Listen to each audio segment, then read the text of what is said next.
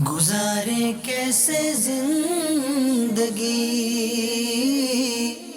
آؤ علماء سے پوچھ لیں، آئے جو مشکل پیش کوئی، آؤ علماء سے پوچھ لیں۔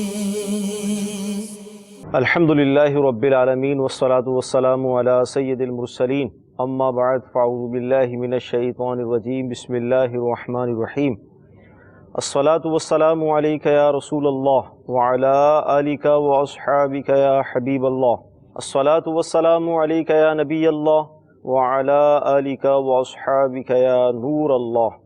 میٹھے میٹھے اسلامی بھائیوں اور مدنی چینل کے ناظرین، سلسلہ دارالفقہ اہل سنت میں ایک بار پھر آپ کو مرحبا کہتے ہیں۔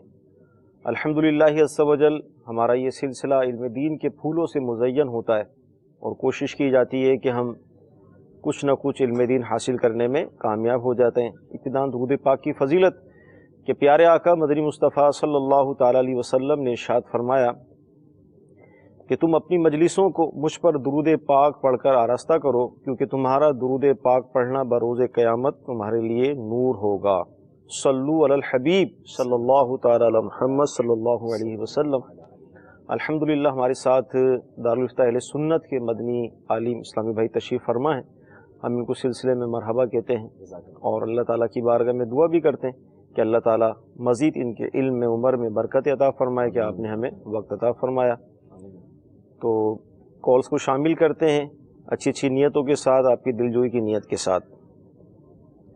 جی کالز دیجیے۔ کہاں سے؟ میری والدہ ہے زندہ، میری والدہ مجھے کہتی ہے میرا عمرہ کر کے آئے، کیا یہ جائز ہے یا نہیں؟ انشاءاللہ سب عرض کرتے ہیں۔ جی السلام علیکم ورحمۃ اللہ وبرکاتہ۔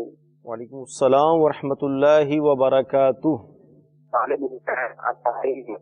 اولیاء لاہور سے مفتی صاحب سے میرا سوال یہ ہے کہ امام صاحب کا گردن خالی ٹوپی پہن کر نماز پڑھانا کیسا ہے؟ انشاءاللہ سب عرض کرتے ہیں۔ جی اگلی کال۔ السلام علیکم۔ وعلیکم السلام ورحمۃ اللہ وبرکاتہ۔ میرا نام محمد ایاز افطاری ہے۔ میرا سوال یہ تھا کہ اگر انسان کا وضو ہے اور وضو کے دوران ہی اگر وہ چاہے کہ میں کپڑے چینج کر لوں تو کیا کپڑے چینج کرنے سے وضو ٹوٹ سکتا ہے یا نہیں؟ جی انشاءاللہ سب عرض کرتے ہیں۔ والدہ زندہ ہیں اور عمرہ والدہ کے لیے ہو سکتا ہے؟ الحمدللہ رب العالمین والصلاة والسلام علی سید الانبیاء والمرسلین وعلی آلہ واصحابہ اجمعین، اما بعد فاعوذ باللہ من الشیطان الرجیم، بسم اللہ الرحمن الرحیم۔ جو عبادات ہیں اس کی شریعت نے مختلف قسمیں بنائی ہیں۔ بعض عبادتیں ہوتی ہیں جو صرف جسمانی ہیں، جیسے نماز ہے، روزہ ہے۔ بعض عبادتیں ہوتی ہیں کہ جو مالی ہیں، یعنی جن میں مال خرچ ہوتا ہے، جیسے زکوٰۃ ہے۔ اور بعض عبادتیں دونوں سے مرکب ہیں، یعنی دونوں طرح کی چیزیں اس کے اندر پائی جاتی ہیں، مال بھی پایا جاتا ہے اور جسمانی عبادت بھی اس کے اندر پائی جاتی ہے، جیسے حج ہے۔ تو جہاں مال کی عبادت ہوتی ہے وہاں تو کوئی دوسرے کا نائب بن سکتا ہے، جیسے زکوٰۃ ہے تو زکوٰۃ میں نیابت ہو سکتی ہے کہ دوسرا اس کا وکیل بن کے، اس کا نائب بن کر اس کی طرف سے زکوٰۃ ادا کر سکتا ہے۔ جہاں صرف اور صرف بدنی عبادت ہو، جیسے نماز اور روزہ ہے، تو اس میں کوئی کسی کا نائب بن کر وہ عبادت ادا نہیں کر سکتا، یعنی کوئی دوسرے کی طرف سے نماز پڑھنا چاہے، دوسرے کی طرف سے روزہ رکھنا چاہے تو ایسا نہیں ہو سکتا۔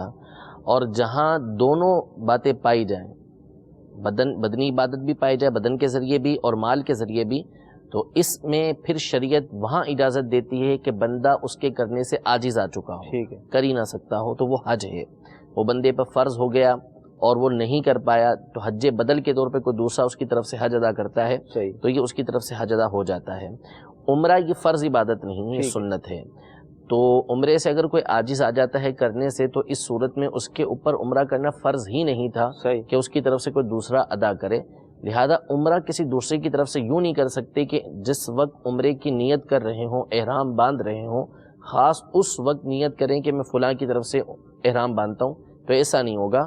ہاں یہ ہو سکتا ہے کہ اپنی نیت کے ساتھ احرام باندھے گا اور اس کا ثواب جو ہے وہ خاص طور پر جس کے لیے کرنا چاہے، مثلا جیسے والدہ کے لیے پوچھا تو والدہ کے لیے کرنا چاہے تو کر سکتا ہے، اسی طرح ساری امت کے لیے کرنا چاہے، نبی کریم صلی اللہ علیہ وسلم کے لیے کرنا چاہے، اپنے مرشد کریم کے لیے کرنا چاہے، غوث اعظم رضی اللہ تعالیٰ عنہ کے لیے کرنا چاہے، سب کے لیے کر سکتے ہیں کہ ان تمام کے ایصال ثواب کے لیے میں یہ عمرہ کر رہا ہوں تاکہ اس عمرے کا ثواب جو ہے وہ ان تک پہنچ جائے۔ تو یوں ہو سکتا ہے کہ یہ احرام اپنی طرف سے باندھیں گے، اپنی نیت سے باندھیں گے، اور اس کا جو ثواب ہے وہ اپنی والدہ کو خاص طور پر ایصال کر دیں گے۔ ٹھیک، تو زندہ یا مردہ یعنی انتقال جو کر گئے اس میں فرق نہیں ہے، نیکی کوئی بھی ہو، کوئی بھی نیکی کر کے اس کا ثواب آپ کسی کو بھی پہنچا سکتے ہیں، زندہ کو بھی پہنچا سکتے ہیں اور جس کا انتقال ہو چکا اس کو بھی پہنچا سکتے ہیں۔ ٹھیک۔ طالب حسین بھائی تھے ہمارے امام صاحب، خالی یعنی ٹوپی پہن کر اگر نماز پڑھاتے ہیں تو اس سے کوئی نماز پہ اثر پڑے گا؟ دیکھیں، ایک ہے نماز کا ہو جانا اور پیچھے جو نمازی موجود ہیں ان کی نماز کا بھی ہو جانا، تو اس میں تو کوئی مسئلہ نہیں ہے کہ نماز ہو جاتی ہے۔ صحیح۔ لیکن سیدی اعلیٰ حضرت امام اہل سنت رضی اللہ تعالیٰ عنہ نے فتاوی رضویہ کی غالباً 7ویں جلد کے اندر اس پر بڑا اچھا کلام فرمایا، اور فرمایا کہ نماز جو ہے یہ اللہ تبارک و تعالیٰ کی بارگاہ کے اندر حاضری ہے، صحیح، اور جس وقت رب العزت جل و علا کی بارگاہ میں حاضری ہو تو اس وقت جو ہے وہ تجمل یعنی زینت اختیار کرنا، جمال اختیار کرنا، یہ اللہ تبارک و تعالیٰ کی بارگاہ میں حاضر ہوتے وقت پسندیدہ ہے کہ بندہ جتنا اچھے سے اچھا انداز کے اندر بارگاہ رب العزت کے اندر آ سکتا ہے تو وہ آئے۔ صحیح۔ تو اس لیے فرمایا اعلیٰ حضرت نے کہ فتاوی قاضی خان کے اندر جو ہے وہ اس بات کو مستحب قرار دیا گیا ہے کہ جس وقت بندہ قرآن پاک کی تلاوت کر رہا ہے تو اس وقت امامہ پہنے ہوئے ہو، امامہ پہن کر قرآن پاک کی تلاوت کرنا یہ مستحب ہے۔ تو فرمایا قرآن پڑھتے ہوئے امامہ پہننا یہ مستحب ہے، تو نماز جو ہے وہ قرآن پڑھنے سے بدرجہ اولا ہے، افضل ہے اس سے۔ تو اس وقت تو بندہ خاص رب العزت جل و علا کی بارگاہ کے اندر حاضر ہو رہا ہوتا ہے، تو اس وقت امامہ پہننا یہ بڑا پسندیدہ کام ہے۔ یہ تمام باتیں اعلیٰ نے بیان فرمائی کہ اچھا کام ہے، بندے کو کرنا چاہیے اور اس کا جو ہے وہ اہتمام کرنا چاہیے بندے کو۔ لیکن اگر کسی امام نے بغیر امامے کے نماز پڑھا دی تو اس صورت میں پیچھے والوں کی نماز کے اندر کوئی کراہت نہیں ہے کہ نماز اس کی ہو جائے گی، اس پہ کسی کو کوئی اعتراض کرنے کی گنجائش نہیں ہے۔ ہاں، محبت اور پیار کے ساتھ امام صاحب سے عرض کر سکتے ہیں تو بالکل عرض کرنا چاہیے۔ صحیح۔ طالب حسین بھائی، نماز تو ہو جائے گی، تو امامہ اگر پہننے کی آپ بھی نیت فرمائیں، اللہ تعالی ہمیں توفیق دے، استقامت دے کہ ہم اس سنت پر عمل کرتے رہیں۔ ریاض بھائی تھی، وضو کے دوران کپڑے تبدیل کرنے سے وضو پر کوئی اثر پڑے گا؟ وضو پر اثر تو کوئی نہیں پڑے گا، یعنی بعض لوگوں کے ذہن میں یہ ہوتا ہے کہ اپنا یا دوسرے کسی کا ستر دیکھ لیا، نعوذ باللہ من ذالک، تو اس صورت میں وضو ٹوٹ جاتا ہے۔ تو ایسا نہیں ہے کہ کسی اپنا ستر یا دوسرے کا ستر دیکھنے سے وضو نہیں ٹوٹتا۔ ہاں، البتہ بہتر یہ ہے کہ اگر ستر دیکھا یا جو ہے وہ ستر پر ہاتھ لگ گیا بلا حائل، یعنی کوئی چیز درمیان میں نہ ہو، رکاوٹ نہ ہو، تو اگر ہاتھ لگ جاتا ہے تو اس صورت میں بہتر یہ ہے کہ وہ وضو کر لے۔ لیکن کپڑے تبدیل کرنے کی وجہ سے یا ستر کو دیکھ لینے کی وجہ سے تو اس سے جو ہے وہ وضو نہیں ٹوٹتا۔ ہاں، دوسرے کا ستر دیکھنا یہ حرام ہے، اس کی شرعاً اجازت نہیں ہے، اور اپنے ستر کی طرف بھی بلا ضرورت جو ہے وہ نظر نہیں کرنی چاہیے، لیکن اس سے بہرحال وضو نہیں ٹوٹتا۔ ٹھیک، وضو نہیں ٹوٹے گا کپڑے تبدیل اگر کر لی ہیں تو۔ جی، اگلی کال دیجیے گا۔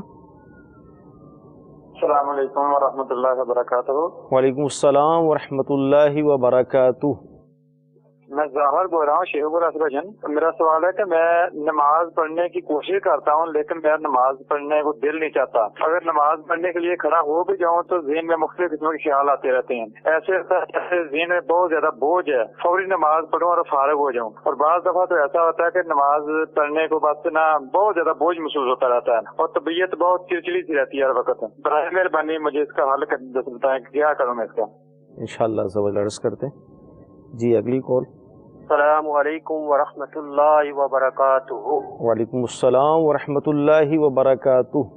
محمد ناصر اتاری حسن افضال سے عرض کر رہا ہوں۔ میرا مفتی صاحب سے سوال یہ ہے کہ فرض کی پہلی 2 رکعتوں میں صرف ایک سورہ اخلاص ہی پڑھی جائے تو کیا اس کی نماز ہو جائے؟ رہنمائی فرما دیں۔ السلام علیکم ورحمۃ اللہ وبرکاتہ۔ وعلیکم السلام ورحمۃ اللہ وبرکاتہ۔ جی، السلام علیکم ورحمۃ اللہ وبرکاتہ۔ وعلیکم السلام ورحمۃ اللہ وبرکاتہ۔ मोहम्मद खान रावल बोल रहा हूँ जी। मेरा सवाल ये है कि मस्जिद में नमाज के वक्त जो लोग मोबाइल को ऑन रखते हैं तो उससे नमाज में पढ़ने वाले जो लोग हैं उनकी नमाज पे क्या फर्क पड़ता है? क्योंकि लोगों की तवज्जो जो है जब तक वो मोबाइल बंद नहीं होता है उस वक्त तक लोगों की तवज्जो जो है वो बढ़ जाती है। इरशाद फरमाइए। अस्सलामु अलैकुम वरहमतुल्लाहि वबरकातुहू। वालेकुम अस्सलाम वरहमतुल्लाहि वबरकातुहू। जी अगली कॉल। अस्सलाम वालेकुम वरहमतुल्लाहि वबरकातुहू। वालेकुम अस्सलाम वरहमतुल्लाहि वबरकातुहू।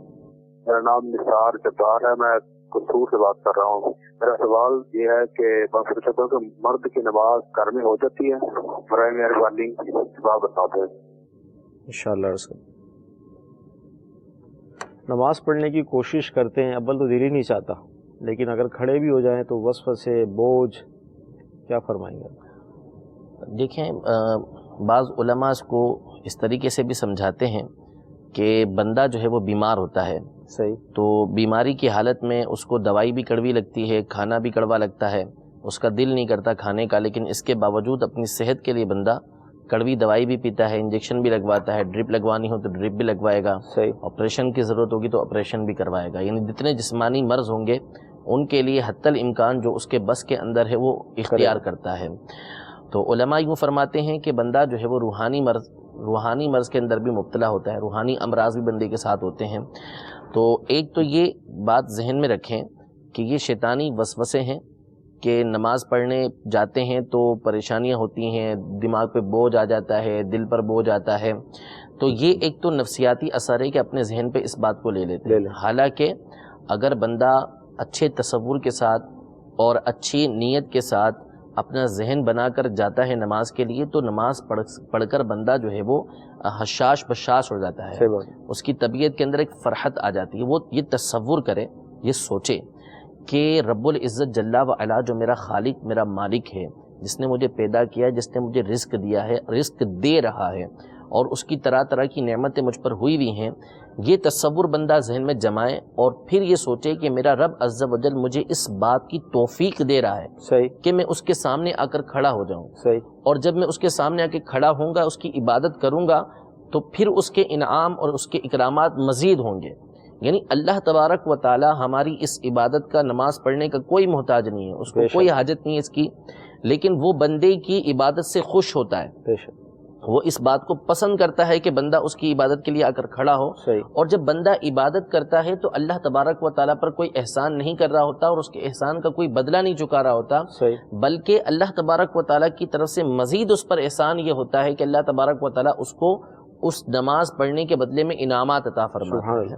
तो बंदा जब इस बात का तसव्वुर जमाए कि मैं अपने रब अज़्ज़ा वजल की बारगाह के अंदर खड़ा हो रहा हूँ और अल्लाह तबारक व तआला ने मुझे तौफीक अता फरमाई है कि मैं उसके सामने आके खड़ा हुआ हूँ, मैं उसकी इबादत कर रहा हूँ, मैं उन अफराद में से नहीं हूँ कि जिनको अल्लाह तबारक व तआला ने अपने सामने खड़ा करना पसंद नहीं किया।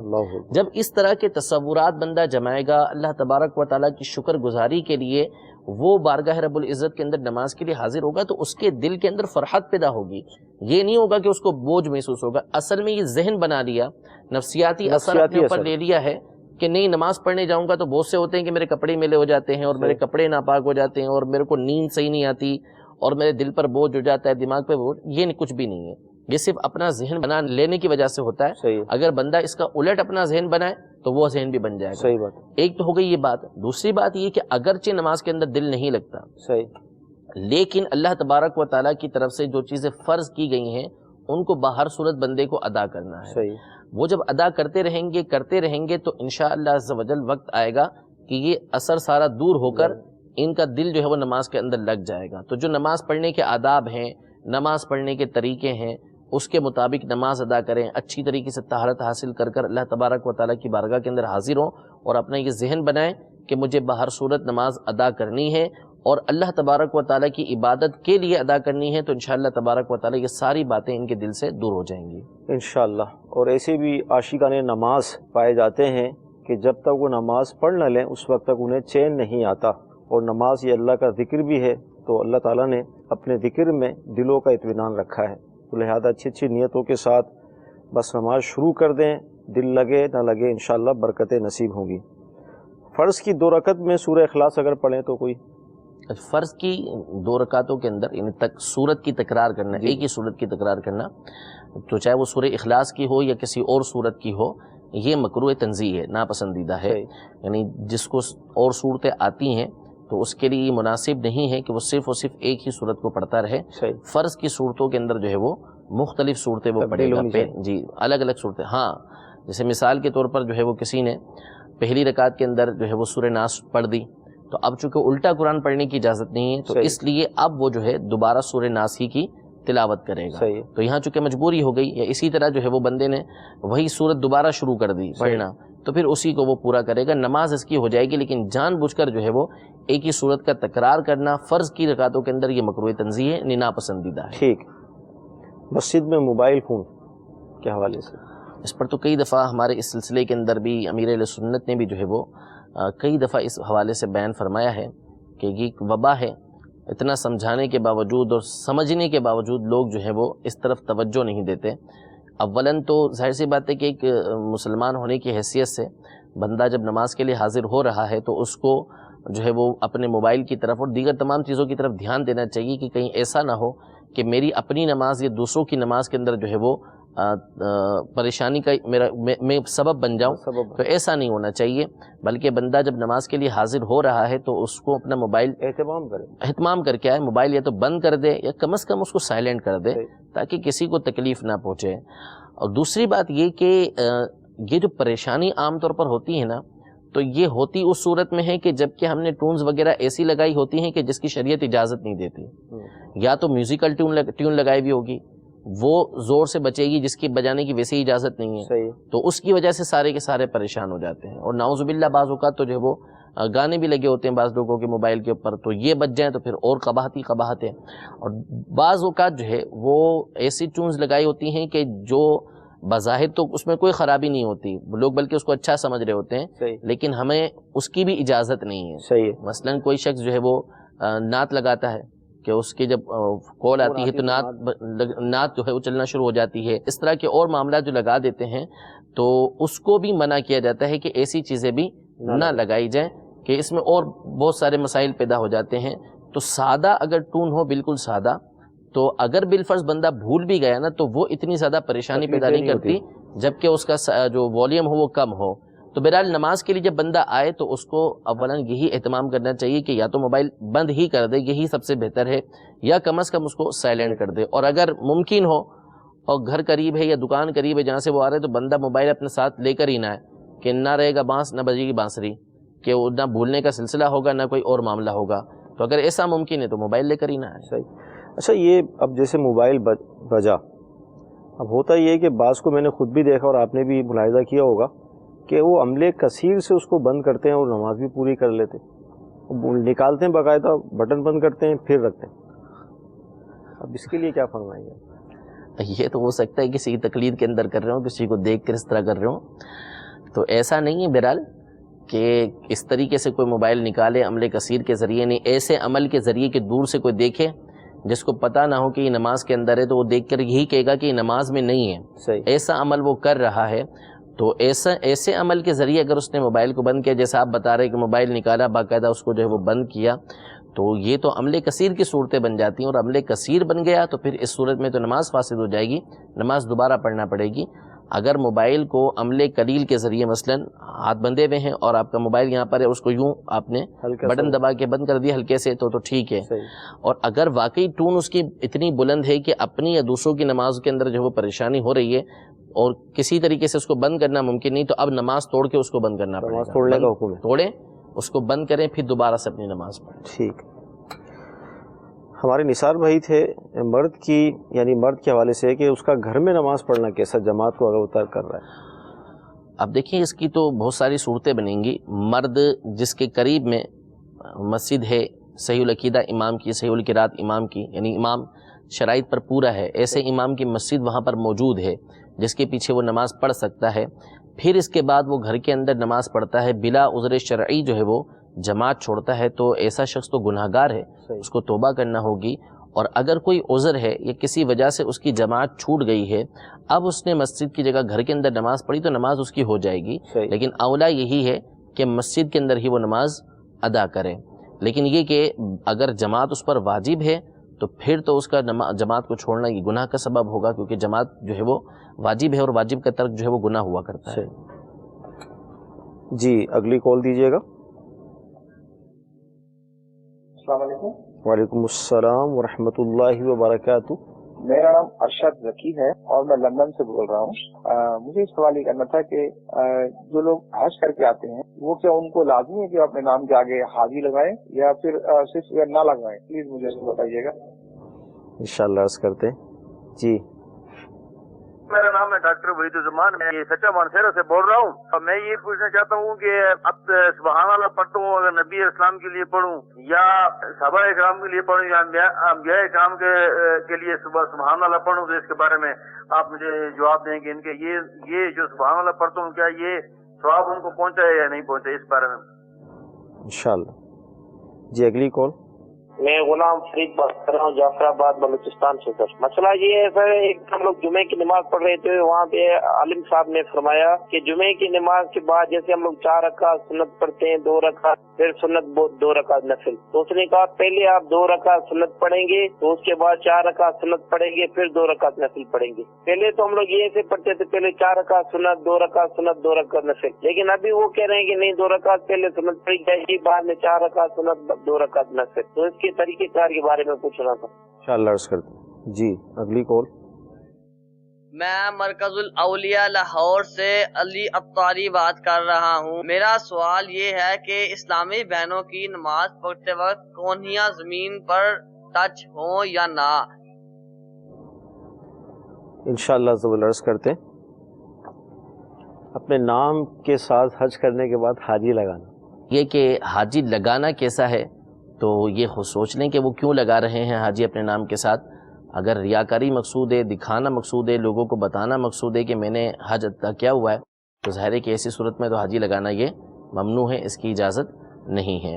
تو حاجی بہرحال لگانا ضروری نہیں ہے، اور لگانے سے بچنا ہی بندے کو چاہیے کہ وہ اپنے نام کے ساتھ بلا وجہ شرعی جو ہے وہ حاجی نہ لگائے۔ ہاں کوئی ضرورت ہے، کسی نے سوال کیا ہے یا کوئی ایسی بات، یعنی کوئی ایسی ضرورت آئی ہے اس طرف کہ اس کو بتانا پڑ رہا ہے، تو پھر وہاں پر اپنے لیے حاجی کا لفظ استعمال کر سکتا ہے، ورنہ اس کو استعمال نہیں کرنا چاہیے۔ بہرحال جس طرح نماز فرض ہے اس طرح حج بھی فرض ہے۔ ہاں نمازی اپنے نام کے آگے نمازی نہیں لگائے گا، زکوٰۃ دینے والا آپ کے اپنے آگے جو ہے وہ مزکی نہیں لگائے گا، یا روزہ رکھنے والا اپنے آگے صائم نہیں لگائے گا، روزہ دار نہیں لگائے گا، تو ایسی کوئی ضرورت نہیں ہے۔ ٹھیک۔ ڈاکٹر صاحب تھے ہمارے، غالباً انہوں نے یہ کہا تھا کہ سبحان اللہ وغیرہ جو کہتے ہیں یہ اس کا ایصال ثواب انبیاء کو ان کو پہنچتا ہے؟ بالکل، جو بھی آپ نیکی کریں گے تو وہ مخلوق میں جس کو چاہیں، یعنی جو نیک لوگ ہیں، جو مسلمان ہیں، ان کو آپ جو ہے وہ ایصال ثواب کر سکتے ہیں، مسلمانوں کو ایصال ثواب کیا جا سکتا ہے۔ تو جو بھی مسلمان ہیں اور جو انبیاء کرام علیہم السلام ہیں، صحابہ کرام علیہم الرضوان ہیں، اہل بیت اطہار ہیں، ان تمام کو ہر طرح کی نیکی کا ثواب جو ہے بندہ ایصال کر سکتا ہے، اس میں کوئی حرج نہیں ہے۔ اچھا، ایصال ثواب کے حوالے سے ایک مروجہ جو نظام ہے ہمارے یہاں، پانی رکھتے ہیں اور مٹھائی رکھتے ہیں، یہ بھی ایک ایصال ثواب کا انداز ہے؟ ہاں بالکل کیا جا سکتا ہے۔ اور دوسرا یہ کہ میں اگر سبحان اللہ کہتا ہوں اور یہ کہتا ہوں کہ بھئی اس کا ثواب پہنچے، تو یہ بھی ایصال ثواب ہی ہے؟ بالکل، اصل میں ایصال کا مطلب پہنچانا۔ صحیح ہے۔ ثواب جو اس نیکی کرنے پر بدلہ ہمیں ملا ہے اللہ تبارک و تعالیٰ کی طرف سے، وہ ہم پہنچا رہے ہیں کہ ہم نے یہ نیک کام کیا، اللہ تبارک و تعالیٰ ہمیں اس پر جو ہے وہ بدلہ عطا فرما رہا ہے، ثواب عطا فرما رہا ہے، وہ ہم جو ہے وہ دیگر افراد تک پہنچا رہے ہیں۔ تو جتنے تک پہنچائیں گے انشاءاللہ ثواب ہمارا کم نہیں ہوگا، انشاءاللہ بڑھتا ہی رہے گا۔ اور وہ جو طریقہ رائج اس حوالے سے، اس میں بھی کوئی حرج نہیں ہے، یعنی کھانا رکھ کے سامنے جو ہے وہ تو قرآن پاک کے اندر موجود ہے کہ اللہ کا نام جس چیز پر لیا گیا ہے اس کو تم کھاؤ، تو اللہ کا نام ہی لیا جا رہا ہے نا۔ کھانا سامنے رکھا ہوا ہے، پانی سامنے رکھا ہوا ہے، اس پر جو ہے وہ اللہ کا نام لیا گیا، تو اس کے اندر برکتیں ہی پیدا ہوں گی۔ تو وہ کھانا کسی کو کھلانا جس سے اس کا دل خوش ہوگا تو انشاءاللہ اس کا ثواب بھی ملے گا، اور اس کو پہنچانا بھی جو ہے وہ جائز ہے۔ ٹھیک۔ کسی عالم صاحب نے جمعے کی سنتوں کی ترتیب شاید چینج کر دی، تو ذرا آپ صحیح اگر ارشاد فرمائیں۔ دیکھیں یہ تو بہرحال انہوں نے جو کہا ہے اس کی وجہ وہ بیان کریں گے، ورنہ تمام کی تمام کتابوں کے اندر جو جمعے کی نماز کا طریقہ لکھا ہوا ہے، جو سنت پڑھنے کا ترتیب جو لکھی ہوئی ہے وہ یہی ہے کہ اگر کسی پہلے 4 رکعت سنت، پھر اس کے بعد جو ہے وہ 2 فرض جمعے کے پڑھے جائیں گے، پھر 4 رکعت سنت جمعے کے بعد کی، پھر اس کے بعد 2 رکعت سنت جمعے کے بعد کی، پھر 2 رکعت نفل پڑھے جائیں گے۔ یہ جو کہنا ہے کہ 2 رکعت پہلے سنتیں پڑھی جائیں گی پھر اس کے بعد 4 رکعتیں پڑھی جائیں گی، تو ایسا نہیں ہے۔ ہاں ممکن ہے کہ انہوں نے اس طرح کہا ہو کہ جو جمعے سے پہلے کی 4 سنتیں ہیں وہ اگر کسی کی چھوٹ جاتی ہیں، اب اس کو 4 سنتوں کو کب پڑھنا چاہیے، تو اس میں بعض علماء نے یہ ترتیب بیان کی ہے کہ پہلے 4 سنتیں پڑھیں بعد کی، پھر اس کے بعد 2 سنتیں پڑھیں بعد کی، پھر جو پہلے رہ گئی تھیں وہ 4 سنتیں بعد کی پڑھیں۔ ایسا نہیں ہے کہ جو 4 سنتیں جمعے کے بعد کی ویسے ہی ہیں ان کو آپ 2 سنتوں کے بعد کر دیں، ایسا نہیں، بلکہ 4 سنتیں پہلے، پھر اس کے بعد 2 سنتیں، پھر اس کے بعد 2 نفل، یہ پڑھے جائیں گے۔ بعض اوقات ایسا بھی ہوتا ہے کہ جمعہ کی جو نماز کا بیان ہوتا ہے نا، ہم لوگ آخر میں آتے ہیں، بہت اینڈ میں شریک ہوتے ہیں، تو بہتر یہ ہے کہ ڈائریکٹ ہی اگر عالم صاحب سے بات کر لی جائے اور ان سے پوچھ لیا جائے کہ میں نے یہ سنا، یہ سمجھا کہ آپ نے واقعی یہی فرمایا، تو اس سے غلط فہمیاں دور ہو جاتی ہیں، ورنہ اصل جواب ابھی آپ کو مل گیا کہ اس کی جو ترتیب ہے وہ کس طرح ہوتی ہے۔ زمین میں انگلیاں سجدے کی حالت میں لگانے کے حوالے سے خیال میں یہ غالباً اسلامی بہنوں کے لیے کوہنیوں کا انہوں نے کہا تھا کہ اسلامی بہنیں جو ہے وہ کوہنیاں اپنی زمین پہ لگائیں گی نہیں لگائیں گی، تو اصل میں جب انہوں نے مرد کے لیے زمین پر کلائی رکھنا یہ منع ہے، حدیث پاک کے اندر بھی اس کو منع کیا گیا، مکروہ تحریمی ہے، لیکن وہ خاص مرد کی قید ہے۔ تو علامہ شامی رحمۃ اللہ تعالی علیہ نے پھر اس میں مرد کی جو قید ہے اس کے حوالے سے فرمایا کہ عورتوں کو خارج کیا جائے گا اس سے، تو عورتوں کے لیے حکم یہی ہے کہ وہ اپنی جو کلائیاں ہیں وہ زمین پر لگا دیں گی۔ تو ظاہر ہے کہ جب وہ کلائیاں زمین پہ لگائیں گی تو وہ کوہنی تو پر نہیں ہوگی، کوہنی بھی زمین ہی پر ان کی لگے گی، تو اس لیے ان کی کوہنیاں یہ زمین ہی سے لگی رہیں گی، یعنی عورت سمٹ کر سجدہ کرے گی، اور مرد ذرا کشادہ جی انداز میں نماز کے کچھ احکام میں عورتوں کا فرق ہے، صحیح، یعنی خاص طور پر ان کے لیے ستر کا اہتمام، یعنی عورت کا جتنا معاملہ جتنا زیادہ اس کے اندر ستر ہونا چاہیے اس کو شریعت نے اختیار کیا ہے۔ باقاعدہ سنن مراسیل ابی داؤد کی حدیث پاک ہے کہ حضور علیہ الصلوۃ والسلام نے بعض عورتوں کو سجدہ کرتے ہوئے دیکھا تھا تو ان کو باقاعدہ فرمایا تھا کہ سمٹنے کا حکم فرمایا تھا کہ ضم ہو جائیں، ملا لیں اپنے رانوں وغیرہ کو، تو یہ انہوں مردوں کی طرح سجدہ کیا ہوا تھا، تو حضور علیہ الصلوۃ والسلام نے ان پر انکار فرمایا کہ سمٹ کر ان کو سجدہ کرنا، مفہوم حدیث یہ ہے۔ تو اس لیے عورت کو زیادہ سے زیادہ جو ہے وہ ستر اختیار کرنا چاہیے، تو جب وہ سمٹ کے سجدہ کرے گی بالکل تو اس صورت میں اس کی کوہنیاں زمین پر لگ ہی جائیں گی۔ ٹھیک جی، اگلی کال دیجیے۔ ہم سعودی عرب میں رہتے ہیں، ریاض شہر میں۔ ہم لوگ کچھ دن پہلے مکہ میں عمرہ کرنے کے لیے گئے تھے، تو ہم لوگوں نے احرام اپنا مسجد عائشہ سے باندھا تھا، بلکہ میقات سے نہیں باندھا، تو اس کا حل بتائیں، کیا یہ صحیح ہے کہ نہیں؟ جی اگلی کال۔ السلام علیکم۔ وعلیکم السلام ورحمۃ اللہ وبرکاتہ۔ میرا نام محمد عابد قادری ہے۔ میں سوال یہ کرنا چاہتا ہوں کہ میں قرآن کی ترجمہ اور تفسیر پڑھتا ہوں، تو اس کے بارے میں مجھے کیا نصیحت؟ انشاءاللہ عرض کرتے ہیں۔ جی اگلی کال۔ میں نے ایک مسئلہ پوچھنا تھا، میں نے اب روزہ رکھا ہے رجب کا، تو میں نے اذان جو ہے وہ لگائی ہوئی ہے موبائل پہ، مجھے پتہ نہیں چلا اذان بند ہے، تو 5-7 منٹ اوپر ہو گئے ہیں وہ پانی پیتے پیتے، تو کیا میرا روزہ آج ہو جائے گا یا نہیں؟ انشاءاللہ عرض کرتے ہیں۔ جی اگلی کال۔ کیا موٹر سائیکل کی لائٹ کے پیچھے یا رسول اللہ یا اور کوئی نام یہ لکھ سکتا ہے کہ نہیں؟ انشاءاللہ عرض کرتے ہیں۔ میقات کا بتائیں، احرام کہاں سے باندھنا ہے؟ میقات اس جگہ کو کہتے ہیں کہ جس سے پہلے اس شخص کو کہ جو حج یا عمرے کے لیے مکہ مکرمہ جا رہا ہے اس کو احرام باندھنا یہ ضروری ہوتا ہے۔ ٹھیک، تو میقات سے قبل جو ہے وہ احرام باندھنا یہ ضروری ہوتا ہے، اور انہوں نے جو ہے وہ احرام نہیں باندھا کیونکہ یہ جس علاقے میں رہتے ہیں ریاض کے اندر، تو وہ میقات سے باہر ہے۔ اب یہ بغیر میقات کے جو ہے وہ حرم کے اندر داخل ہو گئے، اس صورت میں ان پر حکم تو یہ تھا کہ یہ واپس پلٹ کے میقات پر جاتے اور وہاں سے احرام باندھ کر آتے تو ان پر دم ساکت ہو جاتا، لیکن انہوں نے وہیں مسجد عائشہ سے جو ہے وہ احرام باندھ لیا، تو اس صورت میں عمرہ تو ان کا ہو گیا لیکن ان کے پر دم لازم ہوگا، دم ان کو دینا ہوگا۔ ترجمہ و تفسیر پڑھنے کا شوق بھی ہے، ہمارے عابد بھائی ہیں، پڑھ بھی رہے ہیں، کس طرح پڑھیں اور کس کی پڑھیں؟ یہ ذرا ترجمہ و تفسیر پڑھنا اچھی بات ہے، باعث ثواب ہے ان کے لیے یہ چیز، لیکن یہ کہ جو اپنا ترجمہ اور تفسیر پڑھنے سے پہلے یہ ضروری ہے کہ قرآن پاک کو صحیح تلفظ کے ساتھ مخارج کے ساتھ پڑھنا سیکھیں، تو وہ اچھی طریقے سے پڑھیں، مدرسۃ المدینہ بالیغان کے اندر داخلہ لیں اور اس میں اپنی جو قرآن پاک ہے اس کو صحیح کریں. پھر اس کے بعد قرآن کا ترجمہ اور تفسیر پڑھنا باعث ثواب ہے، اچھی بات ہے. لیکن دو باتیں یاد رکھیں. پہلی بات تو یہ کہ ہر ایک کا ترجمہ اور تفسیر یہ پڑھنے کی اجازت نہیں ہوا کرتی. قرآن پاک میں اللہ تبارک و تعالی ارشاد فرماتا ہے یضل بہ کثیرا ویہدی بہ کثیرا. یہی قرآن ہے کہ جس کے ذریعے اللہ تبارک و تعالی بہت سو کو ہدایت دیتے ہیں اور بہت سے اس کے ذریعے گمراہ بھی ہو جاتے ہیں. تو اس لیے بد مذہبوں کے ترجمے پڑھنا، ان کی تفسیریں پڑھنا، یہ باعث ضلالت بن سکتا ہے کہ بندہ جو ہے وہ گمراہی کے اندھیرے کے اندر چلا جائے. تو اس لیے صرف اور صرف علماء اہل سنت کی جو تفاسیر ہیں اسی کو پڑھا جائے گا. ترجمہ کنز الایمان پڑھیں. اس کے ساتھ جو ہے خزائن العرفان ہے مولانا سید نعیم الدین مراد آبادی رحمۃ اللہ تعالی علیہ کی، مفتی احمد یار خان نعیمی رحمۃ اللہ تعالی علیہ کی تفسیر جو ہے نور العرفان کے نام سے، ان کا مطالعہ کریں. اور اس کے ساتھ جو ہے آپ بالکل آسان انداز میں، بالکل نئے انداز کے اندر جو ہے وہ صراط الجنان کے نام سے مفتی قاسم صاحب دامت برکاتہم العالیہ کی جو تفسیر ہے اس کا مطالعہ کریں. تو انشاءاللہ تبارک و تعالی جو ہے وہ معلومات حاصل ہوگی. اور بہت زیادہ پڑھنا چاہتے ہیں، آگے پڑھنا چاہتے ہیں، تو مفتی احمد یار خان نعیمی رحمۃ اللہ تعالی کی تفسیر نعیمی کے نام سے ہے، اس کا مطالعہ کریں.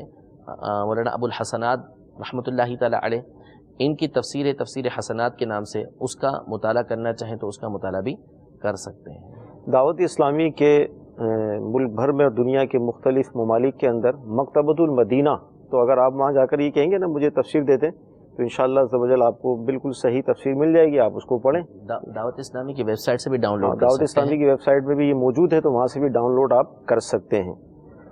اسلامی بھائی تھے ہمارے رجب کا ماشاءاللہ روزہ رکھا، عبادت کا بیج بونے کا یہ مہینہ ہے، اللہ ہم سب کو توفیق دے. لیکن انہیں یہ ترکیب بنائی کہ موبائل پہ یا ٹیپ میں کوئی اذان کی ترکیب تھی اور شاید اسی سے روزہ ان کو بند کرنا تھا. غالباً ٹائم بھی اوپر ہو گیا، اب کیا کریں. ہاں تو ظاہر ہے وہ کھاتے پیتے رہے تو ان کا روزہ ہی شروع نہ ہوا. صحیح. تو وہ روزہ ان کا نہیں ہوا تو اور ان کے اوپر کچھ نہیں ہے، کھا پی سکتے ہیں سارا دن. صحیح. اب تو بہرحال انہوں نے پتہ نہیں کب کی بات انہوں نے پوچھی ہے، ہو سکتا ہے کل کی پرسوں کی ان کی یا جب کا بھی ان کا یہ معاملہ ہے. تو بہرحال وہ روزہ ان کا نہیں ہوا. اگلے دن روزہ رکھنا چاہیں تو اچھی بات ہے کہ روزہ رکھیں، اس کی قضا بھی ان کے اوپر نہیں ہے کیونکہ وہ روزہ ان کا شروع ہی نہیں ہوا تھا. تو بہرحال یہ احتیاط برتنی چاہیے کہ اب یعنی ایک تو اذان اس طرح اذان کے اوپر انہوں نے تو الارم لگایا ہوا تھا. تو وہ الارم لگانا ٹھیک ہے، لیکن اصل میں ایک جو ہمارے یہاں نفسیاتی بات ہے وہ یہ ہے کہ آخری وقت تک کھانا پینا کرتے رہنا. اس وجہ سے بعض اوقات اس طرح کے معاملات آتے ہیں. تو ہمیشہ کچھ وقت پہلے کھانا پینا یہ بند کر دینا چاہیے. بالکل لاسٹ مومنٹ پہ جا کے جو بند کرتے ہیں کہ بس اب ایک سیکنڈ بھی، ایک آدھا منٹ بھی باقی ہے تو ایک گھونٹ پانی پی لیں، یہ نفسیاتی اثر ہے. صحیح ہے. تو اس لیے ایسا نہیں کرنا چاہیے. کچھ جو ہے وہ منٹ پہلے آپ بند کر دیں سحری کرنا.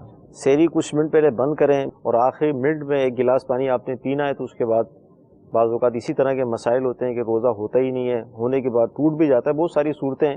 موٹر سائیکل کی جو پچھلی لائٹ ہے اس پہ یا رسول اللہ یا غوث اعظم یا کوئی بھی مقدس نام، کیونکہ جب وہ لائٹ جلے گی تو نام بھی چمکے گا، پیچھے سے دیکھنے والوں کو ترغیب بھی ملے گی.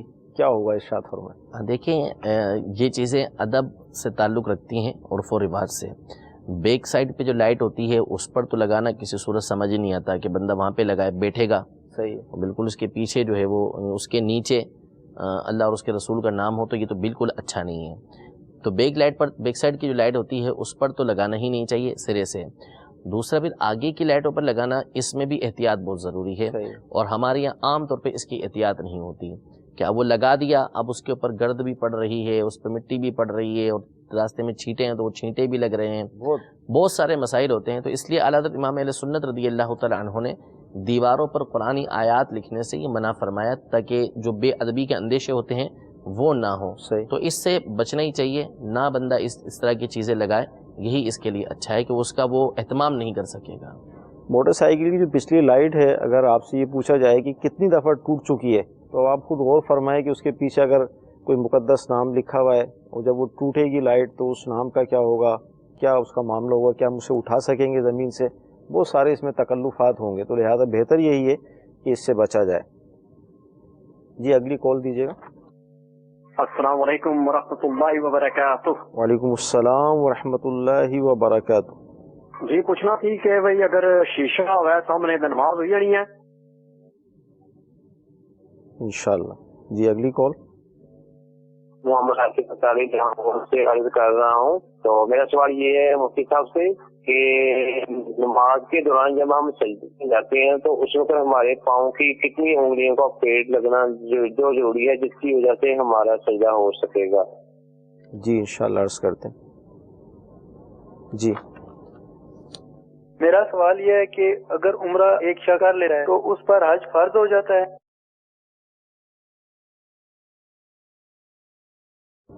शीशे के सामने नमाज, तस्वीर वाला हुक्म शायद वो जी नहीं, तस्वीर वाला हुक्म इस पे नहीं है। शीशे के सामने नमाज पढ़ना ये खिलाफ औला है, अच्छी बात नहीं है, जबकि उसका ध्यान उससे बढ़ता हो। सही, यानी शीशा सामने है, नमाज पढ़ना शुरू की तो इसकी हद ये मुकर्रर की उलमा ने कि 3 सफ़े तकरीबन, यानी जहाँ बंदा सजदे में निगाह रखता है तो उसकी जो नज़र फैलती है उसका दायरा ये 3 सफ़ों तक जाता है। तो 3 सफ़ से के अंदर अंदर अगर शीशा लगा हुआ है तो बंदे की तवज्जो उसकी तरफ जाएगी, उसको अपनी सूरत उसके अंदर नज़र आएगी या शबी उसके अंदर नज़र आएगी, तो इस सूरत में इसको जो है वो उससे ध्यान बटेगा।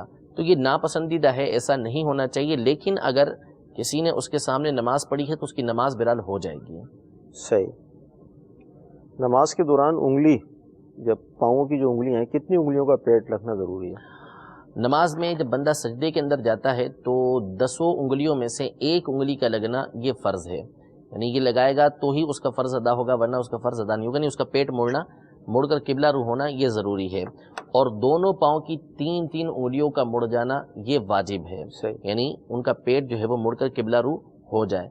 और 10 उंगलियों का मुड़ जाना ये सुन्नत मुबारका है। तो एक अंगूठा या दोनों पाँव में से एक अंगूठा लगा लेना या एक उंगली ही लगा लेना कि जो मुड़ जाए ये फ़र्ज़ है, और 3-3 दोनों की ये जो है वो वाजिब हैं, और 10 की 10 मुड़कर किबला रू हो जाना ये सुन्नत मुबारका है। ठीक।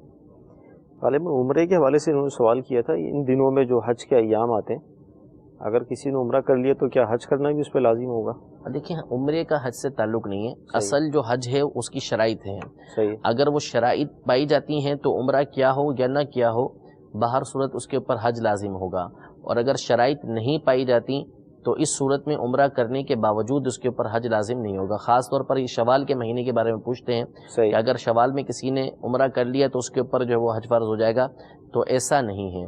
ये उस सूरत में होगा कि जब वो साहिब इस्तिताअत हो, वो वहाँ रह सकता है या आकर वापस जा सकता है, तो फिर फिर उसको इजाज़त भी मिले वहाँ पर कि वो इतना अरसा वहाँ पर रह ले और अपना इतना खर्चा वहाँ पे उठा ले कि हज के दिनों तक वहाँ रह सकता हो। और ऐसा होता नहीं है, ना इसकी इजाज़त होती है ना बंदा रह सकता है वहाँ पर, तो इसलिए हज उसके ऊपर फ़र्ज़ नहीं होता।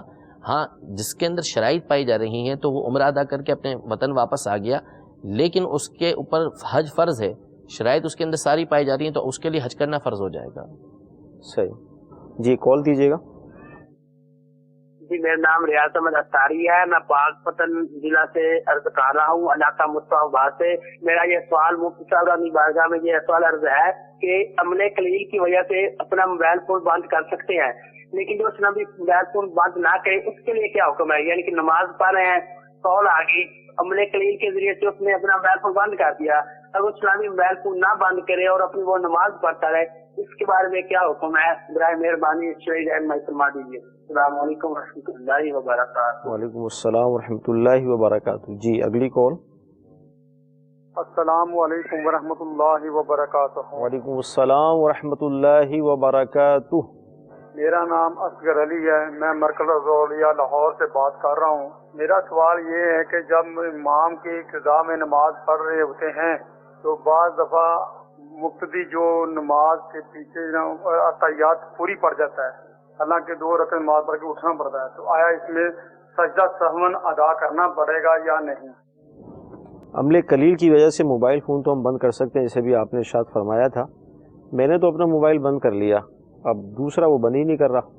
हाँ, तो ये वाजिब है उसके ऊपर, यानी ऐसी एक टून उस पर है कि जिसकी वजह से नमाज में डिस्टर्ब हो रहे हैं, सब तशवीश हो गई है सबको, तो उस पर लाजिम है, वाजिब है उसके ऊपर कि वो बंद करेगा, नहीं करेगा तो वो गुनाहगार होगा। उसको ज़रूरी है कि नमाज तोड़े। हाँ, ये अलग बात है कि उसको मसला ही मालूम नहीं है तो एक अलग बात हो जाएगी, लेकिन ये कि उस पर लाजिम है कि वो नमाज तोड़े और नमाज तोड़कर जो है वो उसको बंद करेगा वो।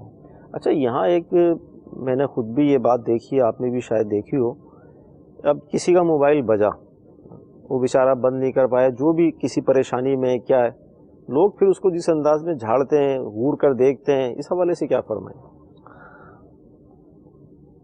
اب دیکھیں وہ تو بہرحال اس کا تو اپنا قصور ہے، جو اس نے کیا سو کیا، لیکن امام ہمیں اس صاحب بات بھی کا مائک پر بول دیتے ہیں، کبھی کبھی بول دینا بھی چاہیے امام صاحب کو سمجھانے کے لیے، یعنی بار بار نہ ہو، کبھی کبھی بول دینا بھی چاہیے تاکہ لوگوں کو تنبیہ رہے اس حوالے سے. لیکن یہ کہ بہرحال گھور کے دیکھنا، اب اس کی تو بہرحال اجازت نہیں ہوگی کہ اب اس کو ایسی تیز نظروں سے دیکھتے ہیں کہ اگر تو وہ ہے بیچارہ شریف سا بندہ تو وہ بیچارہ پانی ہو جائے گا، اور اگر تیز ترار ہے تو بہرحال وہ بھی پھر گھور کے ہی دیکھے گا کہ جو ہو گیا سو ہو گیا میرے سے، تم کون ہوتے ہو دیکھنے والے. تو بہرحال اگر نماز میں ایسی غلطی ہوتی ہے تو نبی کریم صلی اللہ تعالیٰ علیہ وسلم پر قربان، سبحان اللہ، ایک صحابی رضی اللہ تعالیٰ عنہ یہ کافی عرصے کے بعد حاضر ہوئے نماز میں، تو پہلے نماز کے اندر جو ہے وہ کلام کی اجازت ہوا کرتی تھی. تو انہوں نے جو ہے وہ جب وہ آئے تو پھر منع ہو چکا تھا، تو انہوں نے کوئی گفتگو کی یا کچھ معاملہ کیا نماز کے اندر، تو صحابہ کرام علیہم رضوان نے ان کو اشارے سے سمجھانے کی کوشش کی، تو وہ ناراض ہوئے، اس کے سخت الفاظ استعمال کیے. لیکن جب نماز پوری ہو گئی تو نبی کریم صلی اللہ تعالیٰ علیہ وسلم نے ان کو بلا کے سمجھایا. وہ فرماتے ہیں کہ میری جان قربان، میں نے حضور علیہ الصلوۃ والسلام سے بہتر سمجھانے والا کوئی نہیں دیکھا. سبحان اللہ. حضور علیہ الصلوۃ والسلام نے فرمایا کہ نماز ہے، اس میں لوگوں کے کلام کی کوئی گنجائش نہیں ہے. تو اس وقت چونکہ ان کو پتہ نہیں تھا، پھر اس کے بعد جب حضور علیہ الصلوۃ والسلام نے سمجھایا تو وہ کہتے ہیں کہ سمجھانے والا حضور علیہ الصلوۃ والسلام سے بہتر میں نے دیکھا ہی نہیں ہے. تو اس لیے بہرحال اچھے اور بہتر انداز میں سمجھانا چاہیے، اس کو تیز نظروں کے ساتھ دیکھنا، اس کو شرمندہ کرنا یہ درست نہیں ہے. ٹھیک. اصغر علی بھائی تھے ہمارے، اتحیات کے حوالے سے شاید پوچھ رہے تھے، امام کے پیچھے نہیں پڑھی کچھ اس طرح کا ملا. یعنی یہ غالباً یوں کہہ رہے تھے کہ اتحیات پوری پڑھ لی. اس کا مقصد یہ ہے کہ وہ دوسری رکعت میں بیٹھے ہوئے ہیں اور امام کے پیچھے انہوں نے درود ابراہیمی بھی پڑھ لیا اور ساتھ جو ہے وہ دعا بھی پڑھ لی. تو ایسا کرنا یہ ممنوع ہے، اس کی اجازت نہیں، اور جان بوجھ کے ایسے کیا ہے تو ترک واجب کیا ہے، جس کی بنیاد پر ان کو دوبارہ نماز یہ پڑھنا پڑے گی. جان بوجھ کر کریں گے تو ظاہر ہے وہ. اللہ تعالیٰ کی بارگاہ میں دعا ہے کہ اللہ تعالیٰ آج کا ہمارا یہ سلسلہ قبول فرمائے. صلو علی الحبیب صلی اللہ تعالی علی محمد صلی اللہ علیہ وسلم. گزارے کیسے زندگی، آؤ علماء سے پوچھ لیں، آئے جو مشکل پیش کوئی، آؤ علماء سے پوچھ لیں.